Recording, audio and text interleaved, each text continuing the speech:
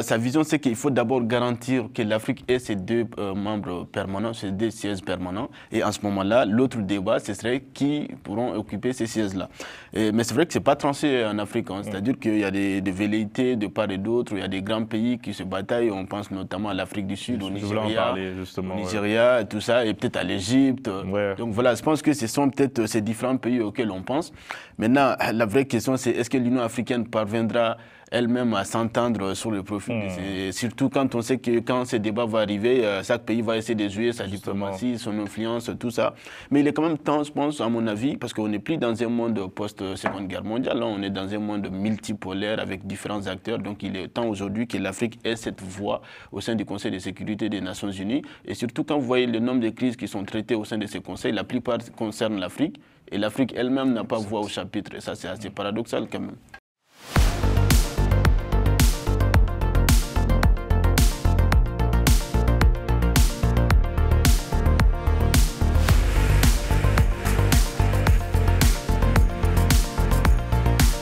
Bonsoir à tous. Ali Mohamed Youssouf succède à Moussa Faki à la tête de la commission de l'Union africaine. Quelles sont les raisons de ce succès qui n'était pas vraiment écrit d'avance? Quels sont les défis, les chantiers qui attendent le nouveau président de la commission de l'Union africaine? Pour en parler, je reçois Tchambel Gimbayara, directeur de la publication de La Voix du Mali. Bonsoir Tchambel. Bonsoir. Ibrahim Sidibé, doctorat d'analyse du discours habituel de la maison aussi. Bonsoir. Bonsoir Carline.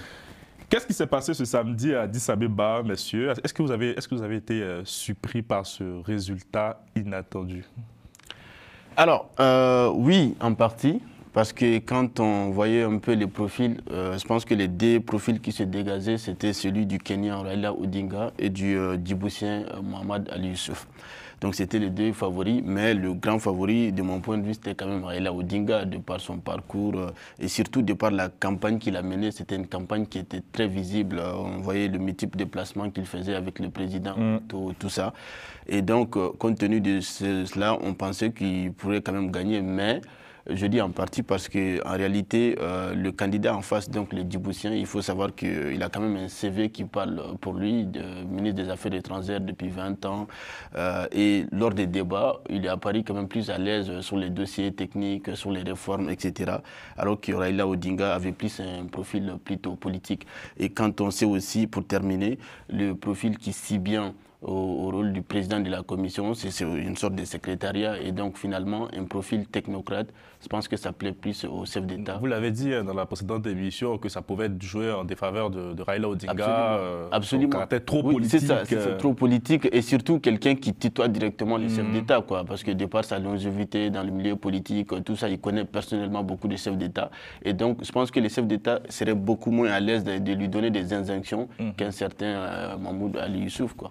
Tchambel, c'est une bonne nouvelle pour l'Afrique, cette élection? Une bonne nouvelle, parce que pas autant surpris que ça, parce que moi j'avais quand même un petit pronostic en faveur de ce candidat. Contrairement à Sidi qui est en face de vous. Contrairement aux autres qui pensaient que ça. Non, effectivement, c'est ce qui a joué. Et qui a joué, c'est sa campagne, sa carrière, sa stratégie soft, et puis le fait qu'il parle plusieurs langues, il parle à plusieurs courants, parle à toutes les Afriques. Donc c'était un bon profil, en tout cas, pour assumer cette responsabilité-là, prendre ses responsabilités, surtout en ce moment difficile pour le continent. Je crois que c'est la sagesse qui a joué finalement en faveur de ce candidat-là. Était quand même bien parti pour occuper ce poste-là. Ensuite, relever les défis, parce que les défis, ce n'est pas que l'élection, c'est bien après l'élection. On en parlera tout à l'heure, il y a pas mal de défis. C'est en tout cas un candidat qui était bien placé, et voilà, c'est le réalisme qu'il a emporté sur la politique. Et monsieur, la défaite de Raila Odinga, c'est une défaite pour le Kenya ou c'est une défaite personnellement pour lui? Je pense que c'est les deux. C'est l'idée pour les Kenyans d'abord parce que, comme on a dit, on voit que la présidence kenyane était très bien impliquée dans cette campagne. 25 à 50 millions de dollars. Voilà. Et surtout quand vous voyez la délégation qui a débarqué à Addis Abeba ce jour-là, ça se voyait que c'était prêt pour la garde partie, tout ça. Tous les pays qui étaient engagés dans cette bataille électorale. Et donc, effectivement, c'est une défaite pour la diplomatie kenyane. C'est-à-dire que la diplomatie kenyane n'a pas réussi à faire gagner son candidat.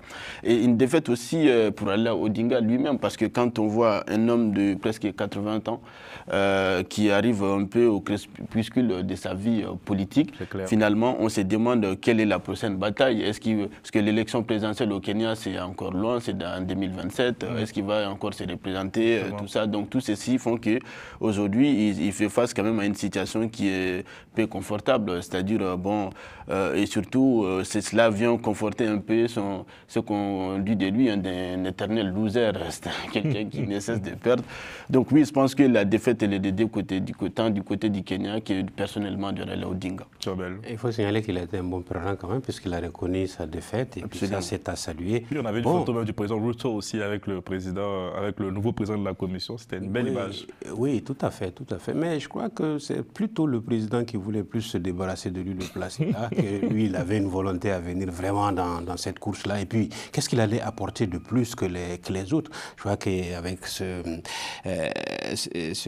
cette position de favori et puis cette position politique aussi, qui était un couteau à double tranchant, qui l'avantageait quelque part, mais aussi qui était à son détriment. Je crois que son pays a beaucoup perdu dans la zone quand même. Le Kenya est une puissance, c'est une puissance est-africaine, mais aussi c'est une puissance africaine tout simplement. Est-ce que ce n'est pas une remise en cause de la politique kenyane? Justement, c'est vraiment fort ce que vous dites, parce que certains considèrent que les choix diplomatiques du Kenya, notamment sur le sujet dans l'est de la RDC, a aussi contribué à la défaite de Raila Odinga. Justement, c'est ce que j'allais ajouter. En fait, la conjoncture n'a pas favorisé Raila Odinga, il faut le dire, parce que l'élection a lieu en pleine crise à l'est du Congo, etc.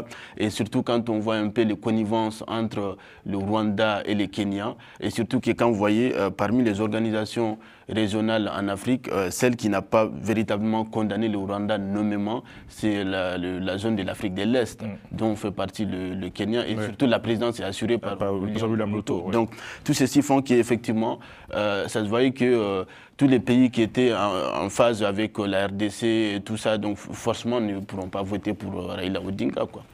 Et je le disais dans Jeune Afrique hier que plusieurs chefs d'État avaient donné leur accord pour voter Raila Odinga, mais la majorité des ministres des Affaires étrangères se sont opposés. Est-ce que c'est un scénario possible? Est-ce qu'à la dernière minute, on a assisté à une solidarité ministérielle? Est-ce que vous y croyez? Difficile à croire. Parce que oui, c'est l'État qui dit. Difficile à croire. C'est là parce que c'est une instruction politique à laquelle on n'obéit pas. Mais tout de même que le réalisme finit par s'imposer, même des chefs d'État. Qui vous dit que ces chefs d'État ont donné cette instruction-là? Ça peut être le contraire. Parce que ça peut être perçu aussi comme cela. Sinon, ça n'allait pas aussi être aussi éclatant. 33 voix, même si il soutient que c'est au 7e tour. 33 voix d'écart, quand même, c'est énorme en politique. Et surtout pour un favori de ce genre-là. Ce n'est pas exclu que le réalisme seulement il se rende compte que réellement c'est le candidat qu'il faut pour cette situation. Le binôme, on le disait tantôt, je l'écrivais un peu, ce binôme Est-Ouest était plus favori. Parce que ça devait être caractérisé pour donner la présence à l'Afrique de l'Est, sachant que la présence revenait dans la zone SADC, et donc c'était un ticket qui pouvait plus peser sur les relations. Ceci aussi n'est pas hors de la stratégie et de l'examen des chefs d'État. Oui, c'est vrai, effectivement, c'est difficile à croire que les ministres des Affaires étrangères aillent à l'encontre des avis de leur président. Mais ce qu'on peut quand même dire, c'est que, ordinairement, ce qu'on constate, c'est que ceux qui ont une carrière diplomatique dans la diplomatie au ministère des Affaires étrangères ont quand même plus de sens. Et peut-être aussi une manière aussi pour ces ministres des Affaires étrangères, ils peuvent se faire comprendre par quelqu'un qui est issu de leur corps finalement plutôt qu'un politique. Parce que je crois que Raila Odinga, et ça par essence, la politique elle est clivante en fait. Quand on a un profil trop politique, c'est d'office clivant. Et donc ça, tous ces éléments n'ont pas joué en sa faveur. Donc aujourd'hui, ce qu'on constate, et je pense qu'on va y revenir, est-ce qu'il fallait plus un profil diplomatique pour gérer les multiples défis qui attendent? Et ça, c'est une autre question. Raila Odinga a dit qu'il retenait dans son pays où il avait tant de choses à faire. Ça a tout son sens, cette phrase, quand même. Oui, ça veut dire qu'il reprend service. Hein? Il reprend service. Moi, franchement, qu'on se le dise, qu'est-ce qu'il peut faire d'autre chose que revenir à la case politique? Parce que si son président a voulu le caser là, que ça n'a pas marché, il s'est tout le temps battu sur le terrain politique, il n'a pas d'autres alternatives, d'autres situations à prouver sur le terrain que de revenir à la politique. Donc, c'est sûr et certain qu'il va reprendre sa position d'opposant principal au président de la République. Et ce n'est pas une bonne nouvelle pour le président. Ah ouais? Est-ce que le président William Ruto doit être inquiété pour 2027? Oui, je pense qu'il doit être inquiété parce que quand on voit déjà la grogne qu'il y a en ce moment au Kenya, bon, depuis la fin de l'année dernière, notamment au niveau des jeunes, tout ça, je pense que Raila Odinga, et surtout, moi je suivi un peu après les résultats, quand on voit un peu dans son camp, il y en a qui pensaient que bon, il a été un peu utilisé par William Ruto, ça je rejoins Tchambel là-dessus, c'est-à-dire qu'en voulant le caser à la commission de l'Union africaine, c'était une façon de se débarrasser de lui. Et donc cette déclaration, effectivement, ça dit tout. C'est-à-dire qu'il reviendra prendre la place qui est la sienne, c'est-à-dire au sein de l'opposition, tout ça. Et ce qui est assez fascinant quand même, c'est Raila Odinga, c'est que malgré ses multiples défaites, il conserve quand même une base électorale assez forte, en fait. Ça, il faut le dire. Et surtout quand on se place dans le contexte kenyan, on sait que c'est un pays où le vote est assez tribal. Et ce qui fait que d'office, ceux qui sont de la même tribu que lui les soutiennent d'office, tout ça. Et donc, tout ceci font que, bon, aujourd'hui, la vraie question, c'est la question qui est dans toutes les têtes, c'est la prochaine élection présidentielle. Et donc, vous pensez qu'il sera candidat? On voit si c'était un duel Ruto et Odinga, ce qui sera assez baroque. Hein. On les a vu marcher ensemble, faire campagne ensemble et s'affronter comme ça en 2027. Oui, quoi qu'on dise, il joue son dernier vote, vu sa longévité politique, sa carrière.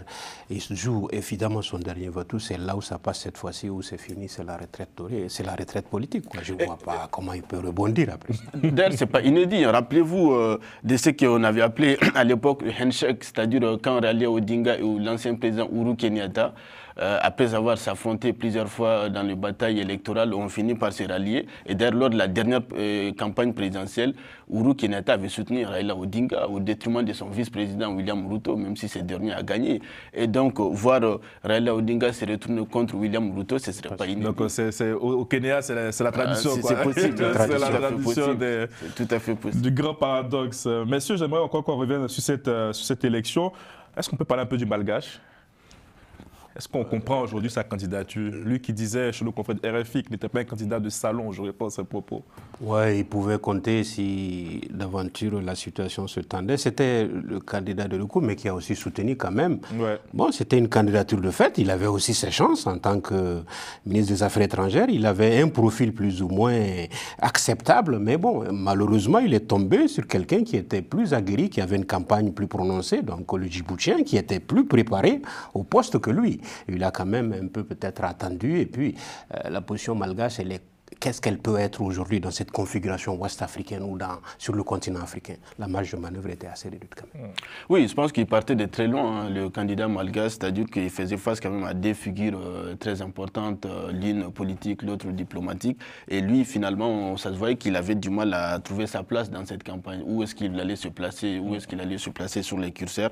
Et surtout, la position à la fois géographique et diplomatique de son pays ne l'aidait pas non plus. Bon, Madagascar, ça reste l'Afrique, mais c'est en plein cœur de l'océan Indien. C'est quand on voit les rapports diplomatiques entre les différentes parties du continent, de l'ouest à l'est, tout ça, on ne voit pas trop comment il pourrait quand même rallier un peu les voix de ces différentes organisations, quoi. Donc finalement, je crois que c'est plutôt logique, hein, c'est-à-dire les résultats qu'il a obtenus. Mais n'oublions pas quand même que le Djiboutien a bénéficié du report des voix. Tchambal, vous connaissez très bien l'Afrique. Est-ce qu'aujourd'hui, c'est la victoire de Mahmoud Ali Youssouf, c'est aussi la victoire de Djibouti, ce petit État, comme on aime tant le présenter, qui aujourd'hui devient un élément majeur sur le continent? Est-ce qu'aujourd'hui, l'Afrique et le monde devra désormais compter sur Djibouti? Compter plus que sur Djibouti, c'est une diplomatie soft, je le rappelais tantôt par rapport à sa campagne, mais aussi c'est sa personnalité, c'est sa longue carrière, 20 ans ministre des Affaires étrangères, et puis le fait qu'il parle plusieurs langues, il s'impose aussi sur le continent, il peut parler à tout le monde. C'est le personnage, mais le pays, est-ce que Djibouti, c'est aussi une victoire pour Djibouti? Mais bien sûr, évidemment que c'est une victoire pour Djibouti, parce que la candidature a été portée par le pays. Politiquement, c'est le président qui s'engage, c'est même la zone qui s'engage, mais c'est un petit pays qui a réussi quand même à placer ce pion-là. Mais il faut dire aussi que le contexte africain était plus favorable avec la crise en RDC, toutes ces crises au Soudan et ailleurs. Donc ça a dû aider aussi cette diplomatie à émerger. Il y a aussi eu des soutiens des grands aussi. Il ne faut pas se le voiler ni se cacher la face. L'opposition entre en Afrique du Nord et puis aussi au centre a aidé à ce petit pays-là à se glisser. Petit pays et diplomatiquement, géographiquement, mais grand pays par la présence, par l'engagement, par le défi à relever. Donc c'est certainement ce qui a aidé. Est-ce que vous savez que c'est une revanche pour Djibouti face au Kenya? Ah, bonne question. Vous savez pourquoi? Non. On voulait qu'on remonte un peu dans le temps. Bataille pour être membre du Conseil non permanent. Ah oui. Du Conseil de sécurité des Nations Unies. Ouais. Il y avait eu aussi une belle pression de la part du président Kenyatta pour battre le candidat djiboutien. Et là, aujourd'hui, c'est une belle revanche. Est-ce qu'entre les deux pays, il y a une vraie animosité? Oui, on peut quand même dire ça, hein, parce que c'est vrai, je rejoins Tchambel, c'est avant tout une victoire pour le Djibouti, et surtout quand on voit ces petits pays par la superficie, effectivement, mais qui aujourd'hui deviennent une grande nation. Ça, c'est clair, c'est-à-dire en se positionnant à ce rôle qui est assez stratégique quand même, surtout quand on sait que autant la présidence de la commission de l'Union est tournante, c'est-à-dire 1 an, autant pour la commission c'est 4 ans. Il prendra fonction le 15 mars prochain. Voilà. Il va travailler avec la présidence angolaise, donc ça peut être aussi un beau tandem. C'est un bon tandem, c'est un bon ticket, un bon duo. Moi, je crois que c'est un équilibre régional et quelque part, sa position peut aider. On était plus favorable à ça. En tout cas, personnellement, j'étais plus favorable à un tel ticket qu'un ticket interverti placé dans la zone de l'Afrique de l'Est carrément, ou l'Afrique, cette partie de l'Afrique, en tout cas, ça peut aider à dépasser, à se compléter sur certains dossiers, à dépasser les difficultés et puis bon, à résorber la crise de part et d'autre parce qu'il y a pas mal de défis à relever. Je mesure la gravité et l'ampleur du défi qui m'attend. Ce sont les premiers mots du nouveau président de la Commission. Sur nos antennes, en octobre dernier, il donnait les raisons de sa candidature. On va le réécouter et je vous laisse réagir. Mais vous voulez désormais être un acteur sur le plan africain. Et donc, vous êtes candidat à la présidence de la commission de l'UA. Pourquoi vous souhaitez-vous exercer cette fonction? À quoi répond cette candidature? D'abord, il faut rappeler qu'il y a un principe de rotation qui a été mis en place sur les nouvelles réformes qui ont été introduites dans l'acte constitutif de l'Union africaine. Aujourd'hui, c'est l'Afrique de l'Est. Et donc, en Afrique de l'Est, je suis le doyen des ministres des Affaires étrangères du continent. Je suis un ministre qui a exercé près de 20 ans au cabinet et je suis également depuis plus de 30 ans dans la diplomatie, à différents postes. J'ai été ambassadeur également et j'ai été président de plusieurs conseils dans des organisations régionales.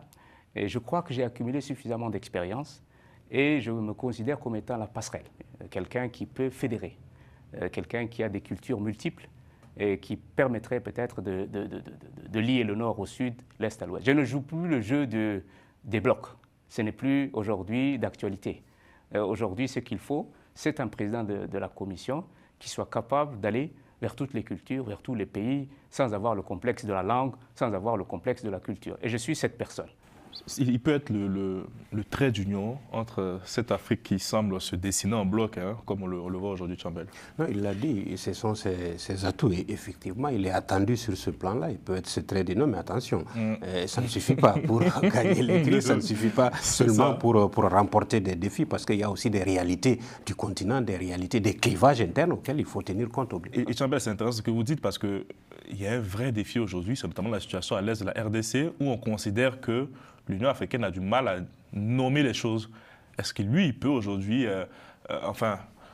clarifier un peu les propos de l'Union africaine ou, comme disait Sidik, c'est un fonctionnaire qui ne fera qu'exécuter?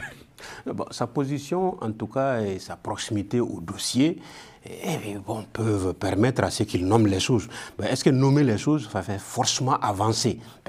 C'est déjà un grand l'Union africaine qui n'a pas encore nommé les choses. On n'a pas exclu de... c'est pointer du doigt le Rwanda tout simplement. Est-ce qu'en pointant du doigt le Rwanda aujourd'hui, on résout la question où on acerbe les velléités du Rwanda de continuer la guerre au Congo? Il faut voir, il faut peser du poids, en tout cas, revenir autour de la table. En tout cas, ce qui est sûr et certain, c'est que ça se résout autour d'une table, et ça, il a les capacités. Alors, je pense que c'est très intéressant ce qu'il dit dans l'élément, parce que autant lors de ces différentes réformes, c'est désormais, parce qu'avant, tous les pays pouvaient désigner des candidats pour la commission. Mais avec ces nouvelles réformes, c'est par bloc. Les réformes du président Kagame. Hein, oui, les réformes du président Kagame, exactement. Mais lui, ce qu'il met en avant, c'est autant la présidence de la commission revient à l'Afrique de l'Est, autant lui se positionne contre la guerre de bloc. Ça, c'est très intéressant, c'est-à-dire être une passerelle, tout ça. Et maintenant, par rapport aux défis, notamment sur le cas du Congo, je pense qu'il ne pourra pas faire plus que ce qui a été fait déjà. Parce qu'en fait, quand ce qu'on disait au début de l'émission, c'est-à-dire le rôle du président de la Commission est assez limité, les prérogatives sont assez limitées. Est-ce qu'il aura le courage politique d'aller plus loin? Alors peut-être Campbell peut poser la question, est-ce que le fait de nommer le Rwanda va résoudre le problème? Pas forcément, ce n'est pas un bâton magique, mais je crois que ça permet au moins de clarifier les choses. Justement, c'est ce que l'Union africaine n'a pas encore fait. En réalité, ce qui se passe, et ce qui est même paradoxal, c'est que à l'ONU, on pointe du doigt le Rwanda, mais à l'Union africaine, on a du mal à pointer du doigt le Rwanda. Et donc ça fait qu'il y a quand même un certain paradoxe. Et surtout même à l'ONU, ce sont les pays africains non permanents qui refusent de nommer le Rwanda. Et donc ça en dit long aussi sur l'influence du président Kagame sur cette institution. Mais il y a aussi la question de la gestion des changements anticonstitutionnels. Je dis ça pour faire référence aussi à la fois au coup d'État militaire et au coup d'État constitutionnel. Voilà, là, tout le monde est d'accord sur ce sujet. C'est aussi l'un des défis du nouveau président de la Commission. Quelle devrait être son approche, selon vous? Je pense qu'il faut changer de paradigme. Et d'ailleurs, quand vous avez suivi les discours de désormais ancien président, le Tchadien, Moussa Faki, il dit que, parce que quand vous regardez, désormais, lors de cette élection, il y avait 49 pays votants. Donc ça veut dire que 6 n'ont pas pu prendre le vote parce qu'ils sont suspendus, dont fait partie mon pays. Le Mali, que nous saluons le Mali. Le Mali. Donc ça fait qu'il faut changer de logiciel. Parce que est-ce qu'il faut rester cantonné dans ces grands principes alors qu'on voit que fondamentalement, ça n'apporte pas de solutions, où il faut aller vers des réformes qui sont peut-être beaucoup plus flexibles et surtout être dans l'anticipation. Parce que ce qu'on constate aujourd'hui, c'est que l'Union africaine vient en aval de crises, pas en amont. Et donc c'est ce qui fait qu'aujourd'hui... La priorité aux organisations régionales d'abord et après... Ben voilà. Donc je pense qu'il faut peut-être aller vers des réformes dans ce sens. Cette gestion en amont est tout à fait à prendre en compte. C'est la démarche qui s'impose la mieux aujourd'hui pour traiter les questions. Mais il va falloir être juste quand même traiter à la même enseigne les ruptures anticonstitutionnelles que les ruptures aconstitutionnelles en manipulant les constitutions également. Donc ça, c'est une logique à laquelle l'Union africaine ne peut pas rester en marge. Parce que la politique de retrait a montré ses limites. Aujourd'hui, la politique, le sous-traitement aussi par les organisations internationales, aux organisations régionales ont montré leurs limites. Donc il va falloir qu'elles se mouillent beaucoup plus pour être plus audibles, parce qu'il y va aussi de sa crédibilité. Et l'autre priorité aussi du continent, c'est la place de l'Afrique au sein du Conseil. Au sein du Conseil de sécurité des Nations Unies en tant que membre permanent. Et sur notre plateau, il donnait, lui, sa vision sur ce sujet. Vous avez parlé de la place de l'Afrique au sein des membres permanents du Conseil de sécurité des Nations Unies avec potentiellement un droit de veto. C'est quoi? C'est l'Union africaine qui doit faire son entrée au sein de ce Conseil de sécurité ou c'est un État africain précisément? Parce qu'il y a encore divergence au sein de ce sujet. Vous savez qu'il y a 15 membres au Conseil de sécurité, 5 permanents, plus 3 africains, sur des sièges qui sont non permanents mais rotatifs. Aujourd'hui, ce que revendique l'Afrique, c'est qu'il y ait une justice qui soit rétablie. À la suite de la Deuxième Guerre mondiale, l'Afrique était absente de ce partage. Ce sont les vainqueurs qui sont aujourd'hui... Ce sont toujours les vainqueurs qui écrivent l'histoire et qui se positionnent pour être les décideurs du monde. Mais aujourd'hui, l'Afrique a, je dirais, tous les atouts nécessaires, la souveraineté, l'indépendance, les leviers, l'Union africaine, pour pouvoir revendiquer la place qu'elle mérite. Et cette place qu'elle mérite, on l'a appelée, depuis déjà une dizaine d'années, le consensus des Ezulweni. Et à Ezulweni, en Swatini, les chefs d'État africains sont réunis pour dire que l'Afrique mérite 2 sièges permanents avec droit de veto. Donc il ne s'agit plus des 3 sièges rotatifs non permanents que l'Afrique occupe de manière rotative en fonction des régions, les 5 régions de l'Afrique. Mais aujourd'hui, c'est une autre donne que l'Afrique revendique. Et cela, je crois, est un droit. C'est une équité qui est rétablie. Monsieur le ministre, 2 sièges permanents, qui va occuper ces 2 sièges permanents? On sait que la bataille est âpre aujourd'hui sur le continent. C'est quoi? C'est un État francophone, un État anglophone ou c'est une présidence rotative? Parce qu'on sait que les Africains sont aussi jaloux de la domination au sein de ces instances. Je pense qu'on n'en est pas encore là et les chefs d'État ou les États africains n'ont pas encore décidé de la manière avec laquelle ces sièges seraient occupés et qui les occuperait. Ce débat aura lieu. Mais d'abord, il faut garantir, n'est-ce pas, l'acquisition de ce droit ou le retour de ce droit légitime aux États africains. Et ensuite, les chefs d'État africains vont se réunir pour décider comment ces 2 sièges seront occupés et sur quelle base. Ce sera une base permanente, rotative, etc. Tout cela va être discuté après avoir acquis ces droits. Mais est-ce que vous partagez la vision du nouveau président de la Commission de l'Union africaine sur ce sujet? Sa vision est assez étriquée, mais en réalité, les débats de fond, c'est cela. Mais je crois que c'est assez habile de dire que l'Afrique veut 2 postes. C'est-à-dire que c'est imaginer un schéma où ce serait un pays et une organisation. Donc ce n'est pas excluant. Mais encore, on est loin du débat. Mais je crois que la logique des puissances aussi peut s'imposer. Aujourd'hui, quels sont les pays africains habilités à occuper une place au sein du Conseil de sécurité de l'ONU? Ces pays se comptent au bout du doigt. Oui, je pense qu'il a donné une réponse diplomatique, hein, c'est-à-dire qu'il pousse un peu, il repousse le débat. Sachant que l'Union africaine est membre du G20. Hein. Oui, absolument. Parce que lui, sa vision, c'est qu'il faut d'abord garantir que l'Afrique ait ses 2 membres permanents, ses 2 sièges permanents. Et en ce moment-là, l'autre débat, ce serait qui pourront occuper ces sièges-là. Mais c'est vrai que ce n'est pas tranché en Afrique. Hein, c'est-à-dire qu'il y a des velléités de part et d'autre. Il y a des grands pays qui se bataillent. On pense notamment à l'Afrique du Sud, au Nigeria, et tout ça. Et peut-être à l'Égypte. Ouais. Donc voilà, je pense que ce sont peut-être ces différents pays auxquels on pense. Maintenant, la vraie question, c'est est-ce que l'Union africaine parviendra elle-même à s'entendre sur le profil surtout quand on sait que quand ce débat va arriver, chaque pays va essayer de jouer sa diplomatie, son influence, tout ça. Mais il est quand même temps, je pense, à mon avis, parce qu'on n'est plus dans un monde post-Seconde Guerre mondiale, là, on est dans un monde multipolaire avec différents acteurs. Donc il est temps aujourd'hui que l'Afrique ait cette voix au sein du Conseil de sécurité des Nations Unies. Et surtout quand vous voyez le nombre de crises qui sont traitées au sein de ces conseils, la plupart concernent l'Afrique. Et l'Afrique elle-même n'a pas voix au chapitre. Et ça, c'est assez paradoxal quand même. Merci beaucoup, messieurs. Merci pour vos analyses. Merci à Romain Clicquot de Menk à la réalisation. Portez-vous bien et à bientôt.